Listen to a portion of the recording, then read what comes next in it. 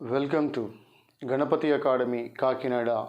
This is your Ganapati sir from Ganapati Academy, Kakinada, Andhra Pradesh. ఈ video class యందు ఈ August 15, 16, 17 August 15, 16, 17కి సంబంధించినటువంటి daily current affairs అంశాలను పరిశీలిద్దాం. ఈ ఆగస్టు 15, 16, 17 సంబంధించినటువంటి డైలీ కరెంట్ అఫైర్స్ అంశాలను పరిశీలిద్దాం.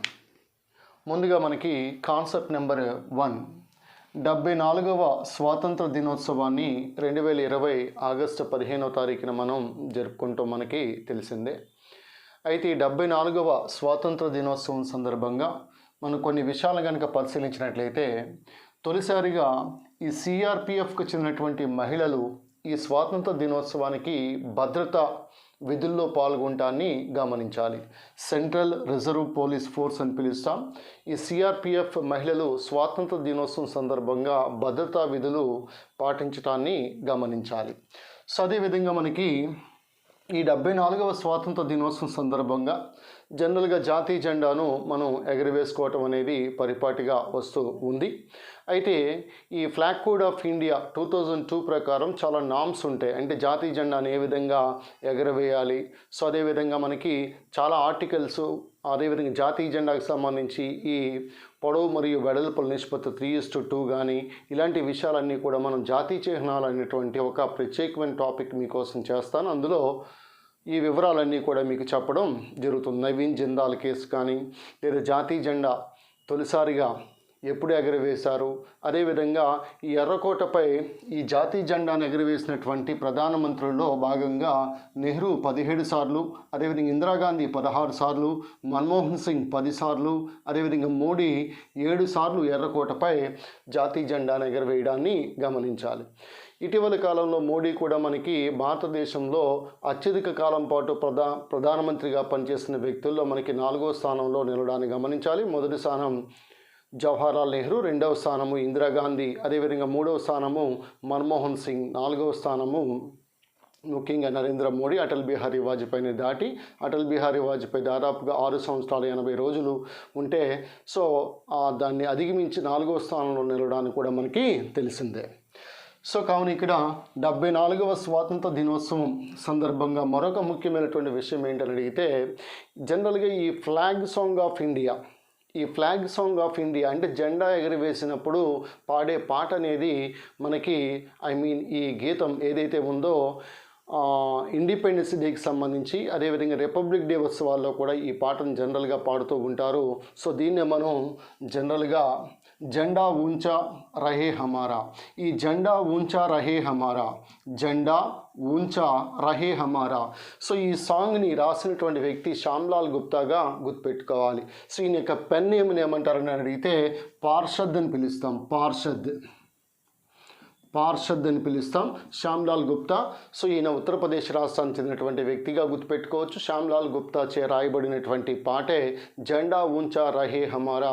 దీన్ని మనం ఇండిపెండెన్స్ డే, ముఖ్యంగా ఫ్లాగ్ హోస్టింగ్ సందర్భంగా, అదేవిధంగా రిపబ్లిక్ డేలో కూడా ఫ్లాగ్ హోస్టింగ్ సందర్భంగా ఈ పాటను పాడడం అనేది గమనించాలి. అయితే సో ఈ పాట తొలిసారి ఒక సినిమాలో పాడినటువంటి మహిళ సరోజినీ నాయుడు మనకి తెలిసిందే, నైటింగేల్ ఆఫ్ ఇండియా. సో అదేవిధంగా ఈ దినోత్సవం సందర్భంగా కొంతమంది వ్యక్తులకు ఈ కీర్తి చక్ర, అదేవిధంగా శౌర్య చక్ర, అలాగే సాహస అవార్డులు అనేవి ఇవ్వటం జరిగింది. ముఖ్యంగా పారామిలిటరీ దళాల వ్యక్తులకు దాదాపుగా ఈ సంవత్సరం 84 మంది వ్యక్తులకి ఈ పురస్కారాలు లభించడం జరిగింది. ఇందులో ముఖ్యంగా మనకి కీర్తి చక్ర అవార్డు, ఈ కీర్తి చక్ర అవార్డు గెలుపొందినటువంటి వ్యక్తి గుర్తుపెట్టుకోవాలి, అబ్దుల్ రషీద్. పుల్వామా ఘటనలో ఈయన మరణించడం తెలిసిందే. సో పుల్వామా ఘటనలో 2 తీవ్రవాదులను కూడా చంపి ఈయన కూడా చనిపోవడం కూడా మనకి తెలిసిందే. సో కీర్తి చక్ర పురస్కారాన్ని పొందింది అబ్దుల్ రషీద్గా గుర్తుపెట్టుకోవాలి. సో అదేవిధంగా ఒక కీర్తి చక్ర అవార్డు, అదేవిధంగా 9 శౌర్య చక్ర అవార్డులు ఈసారి ప్రదానం చేయడానికి గమనించాలి. మొత్తం ఈ సాహస అవార్డులు 84 వరకు ప్రకటించడానికి కూడా గమనించాలి. సో ఇది 74వ స్వాతంత్ర దినోత్సవానికి సంబంధించినటువంటి క్లుప్తమైనటువంటి సమాచారం. సో కావున ఇక్కడ కీర్తి చక్ర అబ్దుల్ రషీద్ గుర్తుపెట్టుకోవాలి. అదేవిధంగా ఈ ఎర్రకోటపై జాతీయ జెండాను ఎగరవేసినటువంటి వ్యక్తులు ఎన్నిసార్లు ఎగరవేశారో మనం గుర్తుపెట్టుకోవాలి. అదేవిధంగా ఈ flag song of India Shyamlal Gupta కూడా గుర్తుపెట్టుకోవచ్చు. నెక్స్ట్ కాన్సెప్ట్ నెంబర్ 2, ఈ world organ donation day.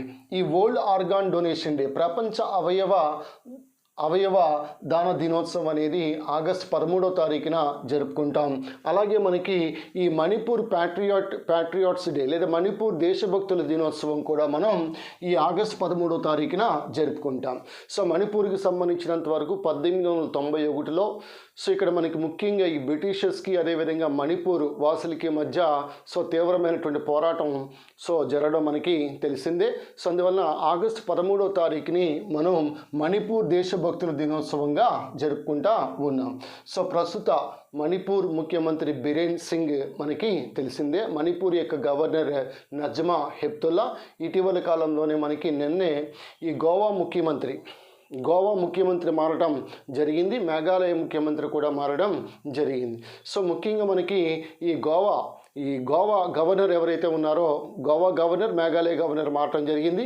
Goa governor ఎవరైతే ఉన్నారో సత్యపాల్ మాలిక్ మేఘాలయకి ట్రాన్స్ఫర్ అవ్వడం జరిగింది. మేఘాలయ గవర్నర్గా నియమించడం జరిగింది. మరి మేఘాలయకి సంబంధించినంత వరకు మేఘాలయ గవర్నర్గా సత్యపాల్ మాలిక్ అని చెప్పుకుంటా ఉన్నాం. మరి గోవా గవర్నర్గా అదనపు బాధ్యతలు అనేవి మనకి తెలిసిందే. మహారాష్ట్ర గవర్నర్ అయినటువంటి భగత్ సింగ్ కోశ్యారీ, ఈ భగత్ సింగ్ కోశ్యారీకి గోవా గవర్నర్గా అదనపు బాధ్యతలను ఇవ్వటం జరిగింది. Right no Goa governor is Bhagat Singh Koshyari, Meghalaya governor is Satyapal Malik and Maharashtra governor is Bhagat Singh Koshyari. ఇది ఆర్గాన్ డొనేషన్ డే. అదేవిధంగా మణిపూర్ దేశభక్తుల దినోత్సవం ఆగస్టు 13వ తారీఖున గుర్తుపెట్టుకోవాలి. నెక్స్ట్ అరుణోదయ పథకం. ఇది ఉమెన్ ఎంపవర్మెంట్ పథకం, ఈ మహిళా సాధికారత పథకం. ఈ అరుణోదయ పథకం అనేది అస్సాం రాష్ట్రం ప్రారంభించడాన్ని గమనించాలి. మహిళలకు ఉద్దేశించినటువంటి పథకంగా మనం గుర్తుపెట్టుకోవచ్చు. అస్సాం యొక్క ముఖ్యమంత్రి సర్బానంద్ సోనోవాల్, అస్సాం యొక్క గవర్నర్ జగదీష్ ముఖి మనకి తెలిసిందే. అరుణోదయ పథకం అనేది ఉమెన్ ఎంపవర్మెంట్కి సంబంధించింది, అస్సాం రాష్ట్రానికి సంబంధించినటువంటి పథకంగా గుర్తుపెట్టుకోవచ్చు. Next students entrepreneurship programme 2.0. ఈ ప్రోగ్రామ్ని ముఖ్యంగా ఈ నీతి ఆయోగ్ అటల్ ఇన్నోవేషన్ మిషన్, నీతి ఆయోగ్కి సంబంధించి అటల్ ఇన్నోవేషన్ మిషన్ ఈ డెల్ అనేటువంటి టెక్నాలజీ సహకారంతో ఈ ప్రోగ్రామ్ని లాంచ్ చేయడం జరిగింది. ముఖ్యంగా అటల్ టింకరింగ్ ల్యాబ్స్లో విద్యార్థులకు సౌకర్యాలు కల్పించే పథకంలో భాగంగా 2వ ఎడిషన్ ప్రారంభించడం జరిగింది. Students entrepreneurship programme 2.0 which was started by Niti Aayog Atal Innovation Mission in collaboration with Dell Technologies. Next arrow 2.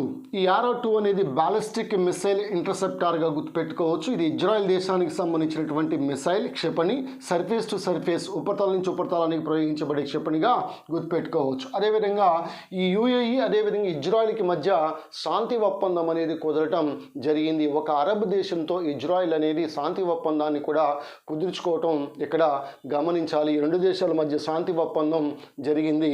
Israel యొక్క ప్రధానమంత్రి మనకు తెలిసింది బెంజమిన్ నెతన్యాహు.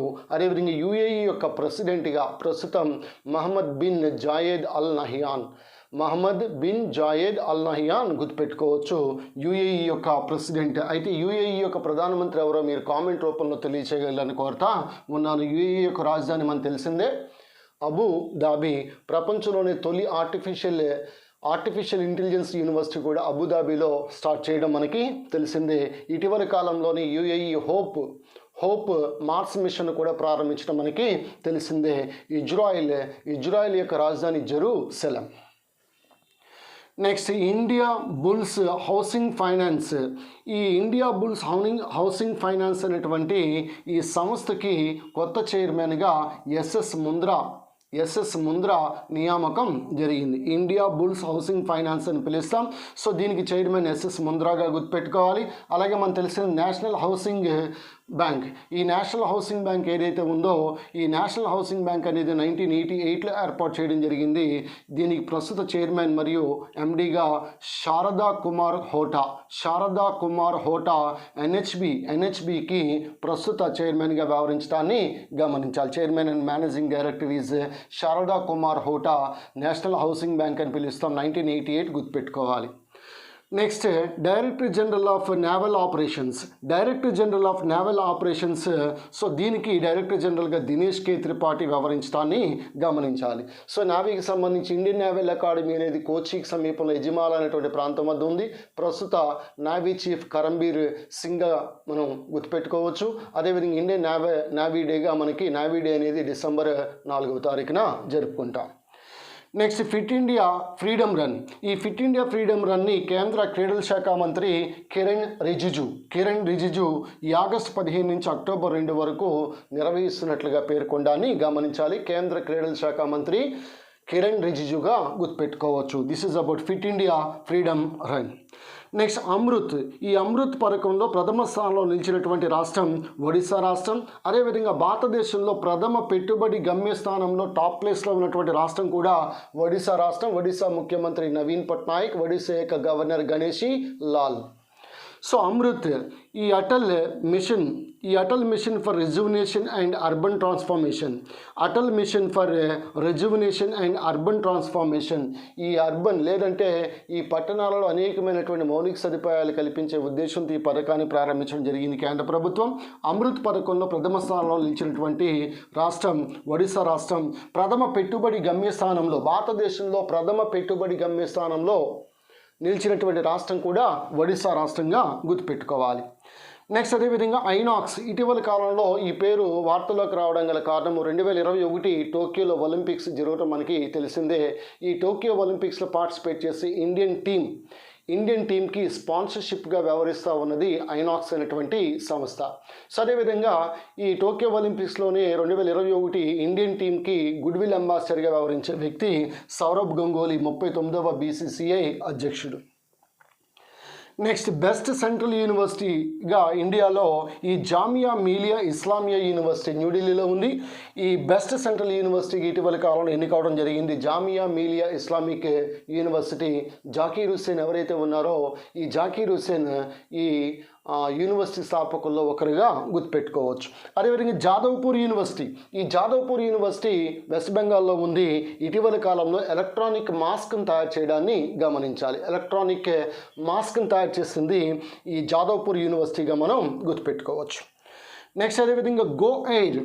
ఎయిర్లైన్స్కి సంబంధించి ఈ ప్రైవేట్ ఎయిర్లైన్ సంస్థ అయినటువంటి గో ఎయిర్ సిఇఓగా ఈ కౌశిక్ కోన ఎన్నికవటము జరగడానికి కౌశిక్ కోన. సో గుర్తుపెట్టుకోవాలి గో ఎయిర్ యొక్క సిఇఓ. అలాగే ఎయిర్ ఇండియా యొక్క చైర్మన్ మరియు managing director Rajiv Bansal. Airports authority of India చైర్మన్గా అరవింద్ కుమార్ వ్యవహరించడాన్ని గమనించాలి. Once again Air India chairman and managing director is Rajiv Bansal. Airport authority of India chairman is Arvind Kumar. Next ప్రధానమంత్రి ఈ 74వ స్వాతంత్ర దినోత్సవం సందర్భంగా ఈ స్పీచ్లో భాగంగా మనకి ప్రాజెక్ట్ డాల్ఫిన్ అదేవిధంగా ప్రాజెక్ట్ లైన్ గురించి ప్రస్తావించడం జరిగింది. ఈ ప్రాజెక్ట్ డాల్ఫిన్లో భాగంగా భారతదేశంలో ఇప్పటికే భారతదేశంలో 3700 వరకు డాల్ఫిన్స్ అనేవి ఉన్నాయి. గంగా నదిలో ఉన్నటువంటి డాల్ఫిన్ని సుసు అని పిలుస్తాం. సో ప్లాటినిస్టా గ్యాంజిటికా అనగా గంగా నదిలో ఉన్నటువంటి డాల్ఫిన్ యొక్క శాస్త్రీనామం.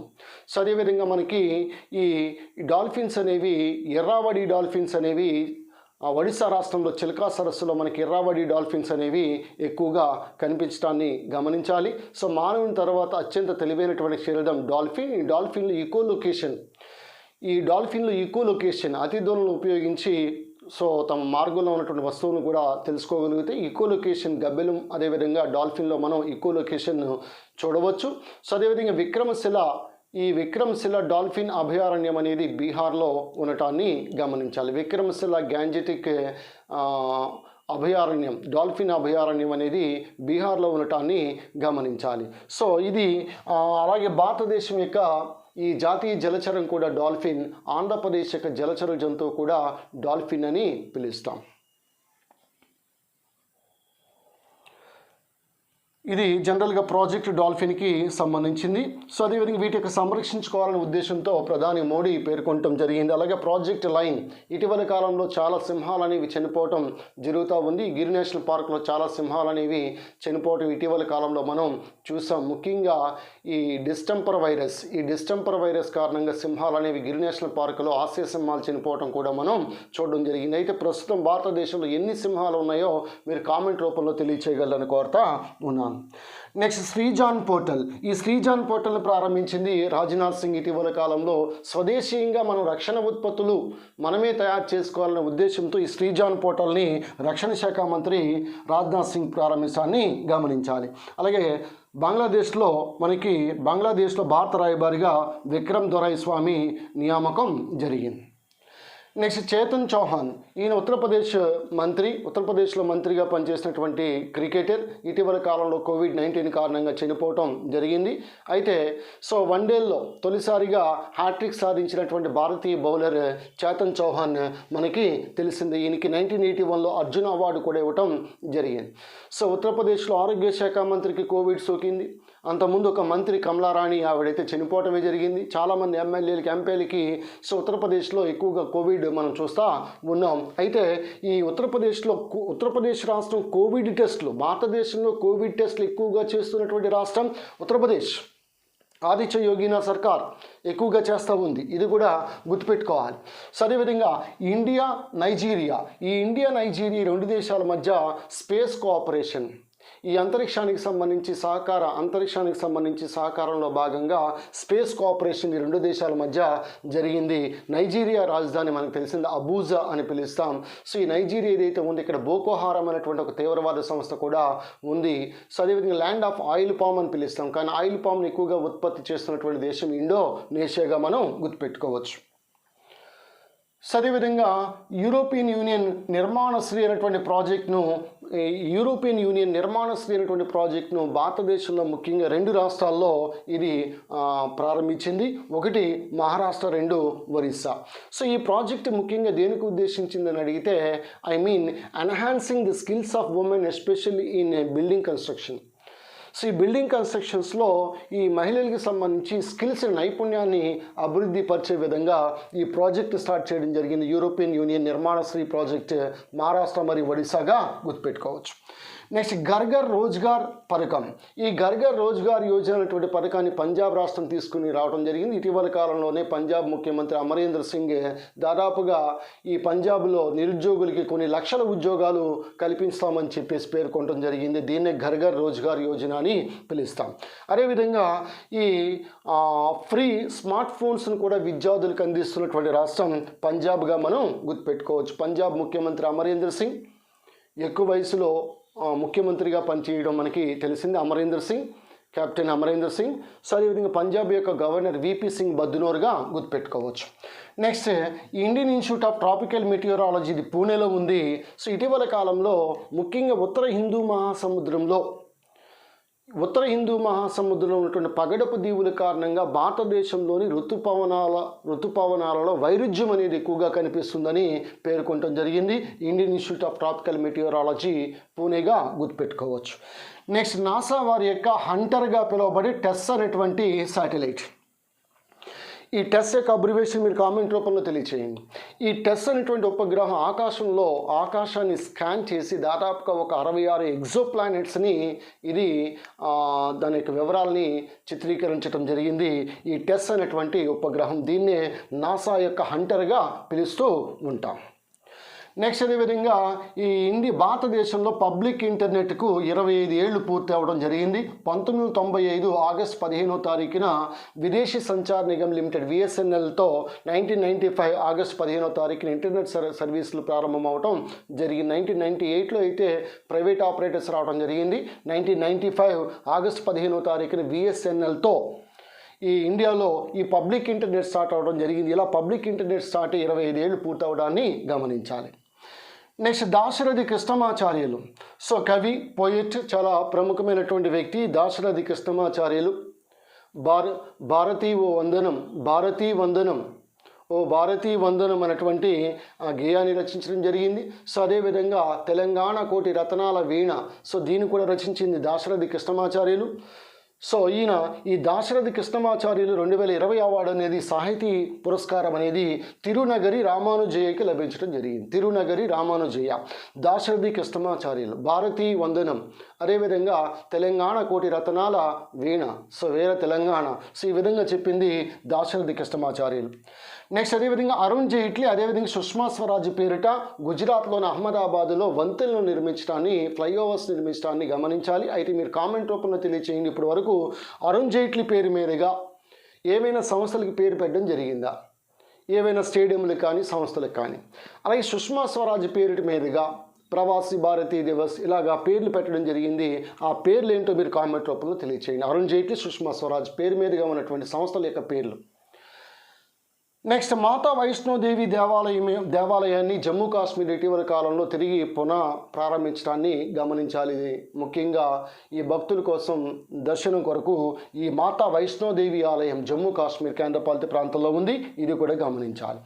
నెక్స్ట్ అదేవిధంగా ఈ United states food and drug administration ఏదైతే ఉందో ఈ USFDA వాళ్ళు సెలైవా డైరెక్ట్ అనేటువంటి ఒక టెస్ట్ని కనుగొనడం జరిగింది. అంటే లాలాజలం ద్వారా ఈ COVID-19 టెస్ట్ని సో కనుగొనడం జరిగింది. అమెరికాకి సంబంధించి ఈ ఫుడ్ అండ్ డ్రగ్స్ అడ్మినిస్ట్రేషన్ సంస్థ ఈ సెలైవా డైరెక్ట్ అని పిలుస్తాం. లాలాజలం యొక్క pH 6.9 మనకి తెలిసిందే. కొద్దిగా మనకి ఆమ్లగుణాన్ని, లైట్గా ఆమ్లగుణాన్ని కలిగి ఉంటుంది. లాలాజలంలో ఉన్నటువంటి ఎంజైమ్ లాలాజల అమైలేజ్ లేకపోతే టైలిన్ అని పిలుస్తాం. ఇది స్టార్చ్ని మాల్టోజ్గా మారుస్తుంది. అలాగే లాలాజలంలో, నెక్స్ట్ అదేవిధంగా కన్నీటిలో, మానవుని యొక్క క్షీరం లేదా పాలల్లో, మ్యూకస్ శ్లేష్మములో, సో ఈ విధంగా గుడ్డు యొక్క తెల్ల సొనలో మనకి లైసోజైమ్ అనే ఎంజైమ్ ఉంటుంది. Lysozyme antibacterial enzyme which is present in tears, saliva, mucus, egg white and in human milk. Very important antibacterial enzyme lysozyme. Next F-16 విమానాలని, యుద్ధ విమానాలని అమెరికా ఇటీవల తైవాన్ దేశానికి తైవాన్ దేశం అమెరికా నుండి F-16 యుద్ధ విమానాలను కొనుగోలు చేయడాన్ని గమనించాలి. తైవాన్ యొక్క రాజధాని తైపీ అని పిలుస్తాం. సో అయితే ప్రస్తుత తైవాన్కి అధ్యక్షురాలు ఎవరో కామెంట్ రూపంలో తెలియచేయండి. నెక్స్ట్ సేంద్రీయ వ్యవసాయం, ప్రపంచంలోనే సేంద్రీయ వ్యవసాయంలో భారతదేశం అగ్రస్థానంలో నిలవడాన్ని గమనించాలి. అదేవిధంగా ఈ సిక్కిం రాష్ట్రం, భారతదేశంలో సిక్కిం రాష్ట్రాన్ని ఆర్గానిక్ స్టేట్ అని కూడా మనం పిలుస్తూ ఉన్నాం. సో అదేవిధంగా నెక్స్ట్ సౌమ్య స్వామినాథన్ ఇటీవల వార్తల్లో నిలవడం గల కారణము తమిళనాడు రాష్ట్ర ప్రభుత్వం అత్యున్నత పురస్కారాన్ని ఈమెకి అందించడం జరిగింది. ప్రస్తుతం WHOలో డిప్యూటీ డైరెక్టర్ జనరల్గా వ్యవహరిస్తూ ఉన్నారు. మరొకరు ఎల్లిసన్, ఇంకొక deputy director general Ellison, WHO director జనరల్గా టెడ్రాస్ అధనాం వ్యవహరించడం మనకి తెలిసిందే. నెక్స్ట్ పద్య రచనామృత బోధిని, ఈ పద్య రచనామృత బోధినటువంటి గ్రంథాన్ని రాసింది ప్రకాశ వర్మగా గుర్తుపెట్టుకోవాలి. నెక్స్ట్ ఆంధ్రప్రదేశ్ ఇటీవల కాలంలో సచివాలయాలు, గ్రామ సచివాలయాలు, వార్డు సచివాలయాల్లో డిజిటల్ పేమెంట్స్ దిశగా అడుగులు వేస్తూ ఉంది. సో ఈ జగన్ సర్కారు ముఖ్యంగా ఈ national Payments Corporation of India, ఈ కెనరా బ్యాంక్ సహకారంతో UPI చెల్లింపులు, UPI అంటే అబ్రివేషన్లో మీరు తెలియచేయండి. ఈ డిజిటల్ చెల్లింపులు ఈ గ్రామ సచివాలయాల్లో ముఖ్యంగా కరెంటు బిల్లులు కానీ ఏవైనా సరే డిజిటల్ చెల్లింపుల్లో భాగంగా ఆంధ్రప్రదేశ్ సర్కారు National Payments Corporation of India, Canara bank సహకారంతో UPI చెల్లింపులకి పూనుకోవడాన్ని గమనించాలి. Next Spanish grand prix formula 1 race విజేత లూయిస్ హ్యామిల్టన్ ఈ మెర్సిడెస్ కన్స్ట్రక్టర్కి సంబంధించింది, మెర్సిడెస్ కార్ రేసర్గా గుర్తుపెట్టుకోవచ్చు. నెక్స్ట్ అదేవిధంగా మనకి ఈ చంద్రుని ఉపరితలంపై స్పేస్ బ్రిక్స్ నిర్మాణం, స్పేస్ బ్రిక్స్ని నిర్మించబోతున్నట్లుగా మనకి ఇస్రో మరియు ఇండియన్ ఇన్స్టిట్యూట్ ఆఫ్ సైన్స్ పేర్కొనడాన్ని గమనించాలి. ఇది నిజంగా ఒక రెవల్యూషనరీ స్టెప్గా మనం భావించవచ్చు. భవిష్యత్తులో చంద్రునిపై మానవ ఆవాసాలు, బిల్డింగ్స్ కట్టుకోవడానికి స్పేస్ బ్రిక్స్ ఈ స్పేస్ బ్రిక్స్ ఏ విధంగా తయారు చేస్తున్నారని అడిగితే ఆ చంద్రుని యొక్క మట్టి సో ఒక బ్యాక్టీరియం ఉంటుంది. ఆ బ్యాక్టీరియం దాన్నే మనం ఈ స్పోరోసార్సినా పాస్చురి, వెరీ వెరీ ఇంపార్టెంట్, స్పోరోసార్సినా పాస్చురి అనేటువంటి బ్యాక్టీరియం ప్లస్ ఈ గౌర్ బీన్స్ నుంచి వచ్చినటువంటి గమ్ము, ఈ బ్యాక్టీరియా ఈ సాయిల్లో మిక్స్ చేసి మానవ మూత్రాన్ని కూడా వాడి, అంటే ముఖ్యంగా యూరియాను కూడా వాడి ఈ బ్రిక్స్ని తయారు చేయడం జరుగుతుంది. వీటిని మనం స్పేస్ బ్రిక్స్ అని పిలుస్తూ ఉన్నాం. ఇక్కడ బ్యాక్టీరియా పేరు గుర్తుపెట్టుకోండి, స్పోరోసార్సినా పాస్చురి అని పిలుస్తూ ఉన్నాం. 2 సంస్థలు ఇస్రో మరియు Indian institute of science Bengaluru రెండు కలిసి స్పేస్ బ్రిక్స్ డెవలప్మెంట్లో అడుగులు వేయటాన్ని గమనించాలి. నెక్స్ట్ ఈ డిస్లాయిల్ ఆ తర్వాత ఇంకా ఫుల్ ఫామ్ ఉంటుంది. ఈ డొనాల్డ్ ట్రంప్కి సంబంధించినటువంటి గ్రంథం ఇది. ఈ డిస్లాయిల్ అనేటువంటి గ్రంథాన్ని రచించింది మైకేల్ కోహెన్గా గుర్తుపెట్టుకోవాలి, మైకేల్ కోహెన్. అలాగే బోయింగ్ 777, ఈ బోయింగ్ 777 విమానాలు ఇటీవల వార్తలకు రావడం గల కారణము ముఖ్యంగా భారతదేశంలో ప్రధానమంత్రి, రాష్ట్రపతి, ఉపరాష్ట్రపతి లాంటి వ్యక్తుల కొరకు ప్రయాణించేందుకు వారి కొరకు అత్యాధునికమైనటువంటి సౌకర్యాల సహాయంతో అన్ని రకాలుగా తట్టుకోగలిగే ఆ విమానం బోయింగ్ 777ని అమెరికా నుంచి భారత్ 2 విమానాలని దిగుమతి చేసుకోవడాన్ని గమనించాలి. సో ఒక విమానం రాబోతా ఉంది. ఈ బోయింగ్ అనే సంస్థ అమెరికాకు సంబంధించింది. ఎయిర్ బస్ అనేటువంటి సంస్థ విమానాల తయారీ సంస్థ ఫ్రాన్స్కి సంబంధించింది. రాఫేల్ కూడా ఫ్రాన్స్కి సంబంధించింది మనకి తెలిసిందే. నెక్స్ట్ అదేవిధంగా ఈ defence institute of advanced technology పూణేలో ఉంది. ఇటీవల కాలంలో పవిత్ర పతి అనేటువంటి పేరుతో ఒక బయోడిగ్రేడబుల్ మాస్క్ని వాడేసిన తర్వాత పడేసినా కానీ ఏమీ కాదు, అది బయోడిగ్రేడబుల్ జీవ విచ్ఛిన్నం చెందే మాస్క్ని తయారు చేయడం జరిగింది. Defence institute of advanced technology, very very important, which is in Pune. Pavitrapati అని పిలుస్తాం. ఇందాక ఈ మాస్క్ని తయారు చేసింది మనకి తెలిసింది. ఈ mask Jadavpur university, electronic mask Jadavpur university, ఇదేమో Pune. Next Gangotri national park ఇటీవల కాలంలో వార్తల్లో నిలవడం గల కారణం ఇది ఉత్తరాఖండ్లో ఉంది Gangotri. So Rajaji national park కానీ గంగోత్రి కానీ మనకి ఉత్తరాఖండ్లో మనం చూడవచ్చు. అయితే ఈ జిమ్ కార్బెట్తో సహా ఈ గంగోత్రి నేషనల్ పార్కులో ఇటీవల కాలంలో అంతరించిపోవడానికి సిద్ధంగా ఉన్నటువంటి ఫ్లయింగ్ స్క్విరల్, ఎగిరే ఉడతను గుర్తించడం జరిగింది. అయితే భారతదేశంలో ఫ్లయింగ్ స్క్విరల్స్కి ప్రసిద్ధి చెందినటువంటి national park Namdapha national park, Arunachal Pradesh, అది కూడా చాలా చాలా ఇంపార్టెంట్. నెక్స్ట్ D614G అనేది ఇటీవల కాలంలో కరోనా వైరస్ కంటే కూడా 10 రెట్లు శక్తివంతమైనటువంటి కరోనా స్ట్రెయిన్ వైరస్, ఇంకొక కరోనా వైరస్ని మలేషియాలో గుర్తించడం జరిగింది. ఇప్పటికీ ఈ కరోనాతో మనం ఇబ్బందులు పడుతున్నాం రా బాబు అంటే దానికన్నా 10 రెట్లు శక్తివంతమైనటువంటి వైరస్ పుడుతుంది అంటే మరి ఈ కరోనాతో సో ఇప్పటికే హాస్పిటల్స్లో బెడ్లు దొరక్క పేదవాళ్ళు, సో మధ్యతరగతి వాడు డబ్బున్నా సరే 4 లక్షలు 5 లక్షలు 10 లక్షలు పెడతామన్నా సరే బెడ్ కేటాయించే అవకాశం కూడా మనకి లేనటువంటి సందర్భం. సో ధనికంగా మనం డబ్బున్నవాడైతే ఏ అపోలో హాస్పిటల్లోనో లేకపోతే చెన్నైలో ఉన్నటువంటి హాస్పిటల్లోనో నానావతి హాస్పిటల్లోనో చికిత్స చేయించుకుంటూ ఉన్నారు. మరి మధ్యతరగతి కుటుంబానికి చెందినటువంటి వ్యక్తులు, సామాన్యమైనటువంటి వ్యక్తులు, పేదరికంలో ఉన్నటువంటి వ్యక్తులు, బీపీఎల్ కుటుంబాలు ఈ కరోనా బారిన పడితే వాళ్ళు చికిత్స చేయించుకోవాలంటే చాలా దారుణమైనటువంటి పరిస్థితులు భారతదేశంలో ఉన్నాయి. అందువల్ల ఈ హెల్త్ సెక్టార్ని చాలా వరకు డెవలప్ చేసుకోవాల్సినటువంటి అవసరం ఉంది.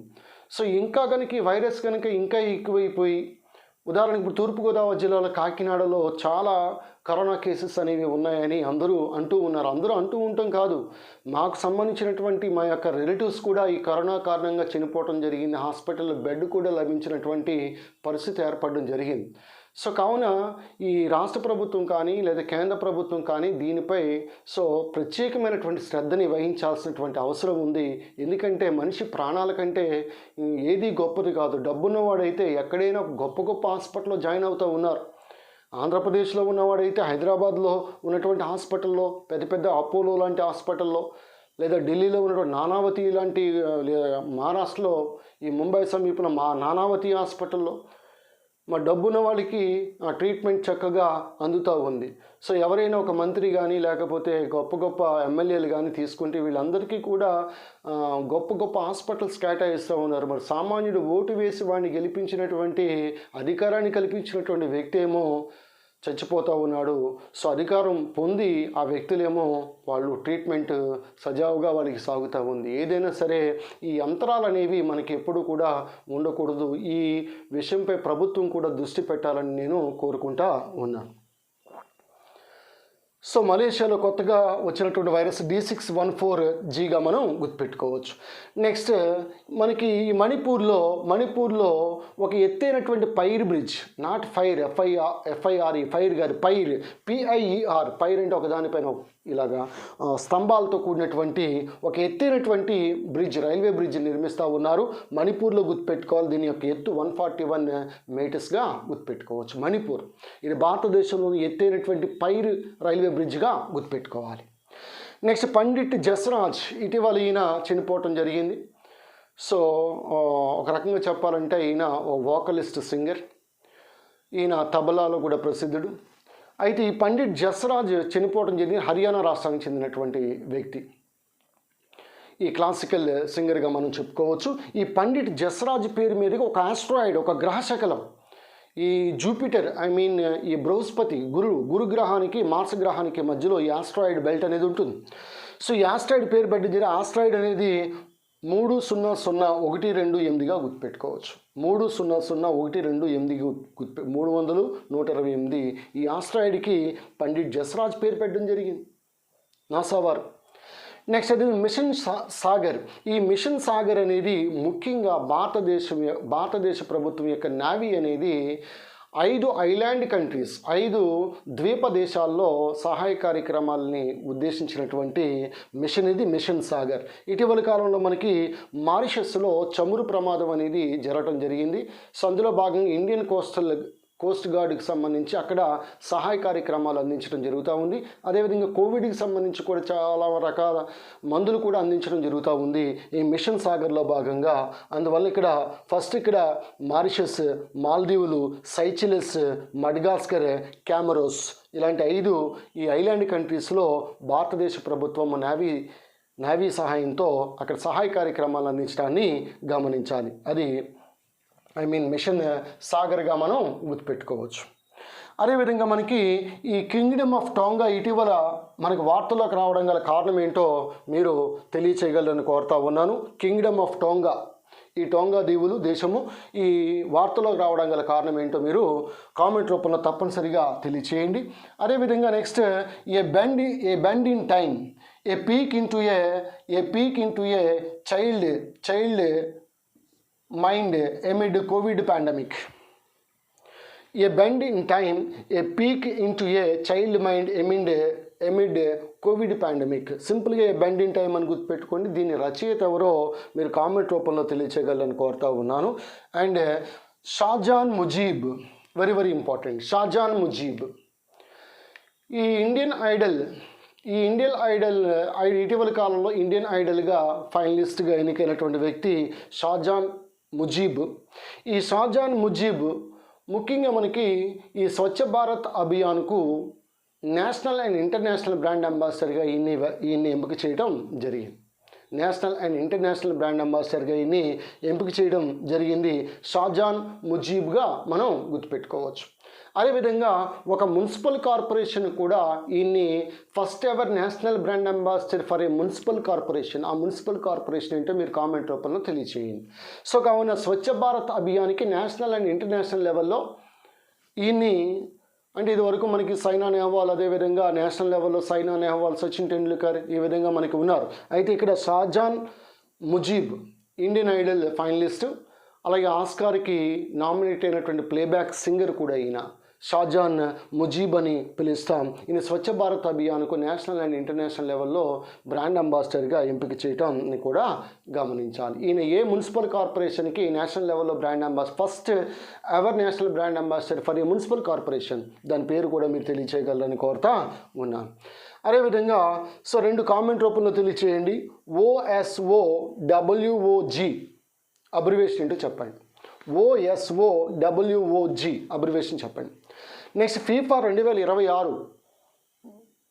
ప్రపంచ ఫుట్బాల్ కప్ ఏ దేశంలో జరగబోతూ ఉంది? ఇది మనకి ఈ ఆగస్టు 15, 16, 17 సో అదేవిధంగా 18కి సంబంధించినటువంటి అంశాలు కూడా దీనిలో కవర్ అవటం జరిగింది.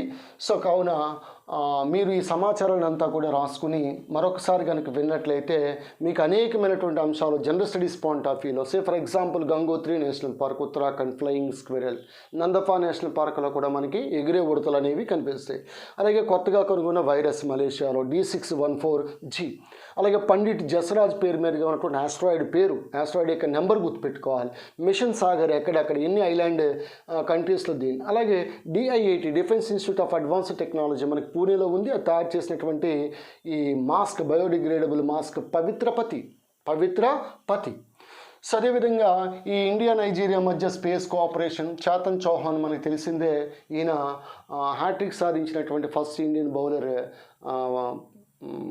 వన్డే క్రికెట్లో చేతన్ చౌహాన్. అంటే రీసెంట్గా మనకి కుల్దీప్ నాయర్ 2019లో హ్యాట్రిక్ సాధించినటువంటి చివరి భారతీయ బౌలర్ కుల్దీప్ నాయర్. వీరే కాకుండా హ్యాట్రిక్స్ సంబంధించి చాలా అంశాలు, సే ఫర్ ఎగ్జాంపుల్ మొదటి 4 బాల్లోనే 4 వికెట్లు తీసింది లసిత్ మలింగ. ఆడు బౌలింగ్ చేస్తాడో తెలియదు, ఇసిరేస్తాడో తెలియదు. అలాగే మనకి చామిందా వాస్ పేరు మీదుగా, వసీం అక్రమ్ పేరు మీదుగా, so Chetan Chauhan, so Brett Lee T20లో కానీ లేదా వన్డే మ్యాచెస్లో కానీ టెస్ట్ క్రికెట్లో కానీ, సో ఈ హ్యాట్రిక్లకు సంబంధించి మనకి ఎప్పుడైనా క్రీడలకు సంబంధించి క్రికెట్ సంబంధించి వచ్చినప్పుడు, సో నెక్స్ట్ వీడియోలో మీకు ముఖ్యంగా మహేంద్ర సింగ్ ధోని, సురేష్ రైనా, ఎక్కువగా మహేంద్ర సింగ్ ధోనికి సంబంధించి ఒక పూర్తి వీడియోను నేను మీకు చేస్తాను. అందులో భాగంగా ఈ హ్యాట్రిక్ సంబంధించి కూడా మీకు అంశాలు వివరిస్తాను. సో రేపే మీకు మహేంద్ర సింగ్ ధోని మీద ఒక పూర్తి వీడియో, ఈ Jharkhand dynamite mister cool, captain cool Mahendra Singh ధోనికి సంబంధించిన అంశాలను మనం ఒక ప్రత్యేకమైన వీడియో రూపంలో మనం తెలుసుకుందాం. ఎందుకంటే భారతదేశం గర్వించదగినటువంటి క్రికెట్ క్రీడాకారుడు MS ధోని. ఆయన్ని కూడా మనం చాలా విషయాల్లో స్ఫూర్తిగా తీసుకోవచ్చు. సో ఆయన ఒక సందర్భంలో చెప్తాడు, so control what is controllable. So నువ్వు కంట్రోల్ చేయగలిగింది ఏదైతే నీ చేతిలో ఉందో దాన్ని కంట్రోల్ చేయి. సో నీ చేతిలో లేదు, సే ఫర్ ఎగ్జాంపుల్ కరోనా వస్తుంది, అది నీ చేతుల్లో లేదు. చాలా వరకు ఇప్పుడున్నటువంటి సందర్భంలో నువ్వు ఫేస్ మాస్క్ పెట్టుకున్నా లేకపోతే ఫిజికల్ డిస్టెన్స్ పాటించినా కొంతవరకు సేఫ్ సైడ్లో ఉండొచ్చు. కానీ కరోనా వెతుక్కుంటూ మరి ఇంటికి వస్తూ ఉంది. సో వాళ్ళు బయటికి వెళ్ళకపోయినా కానీ ఏదో రకంగా ఇంట్లోకి చొరబడతా ఉంది. సో కావున control what is controllable. So the saying was by Mahendra Singh Dhoni. ఎప్పుడు కూడా చాలా కూల్గా ఉంటాడు. సో భారతదేశానికి అత్యధిక విజయాలు తెచ్చిపెట్టినటువంటి కెప్టెన్గా మనం చెప్పుకుంటా ఉన్నాం. ఇటు ఛాంపియన్స్ ట్రోఫీ కానీ లేకపోతే వరల్డ్ కప్ కానీ ఇలా T20s కానీ చాలా రకాల చాలా అంశాలు అనేవి ఈ జార్ఖండ్ డైనమైట్ గురించి మనం రేపు వీడియోలో తెలుసుకుందాం. This is Ganapathi sir from Ganapathi academy, Kakinada, Andhra Pradesh. Meet you tomorrow. Thank you.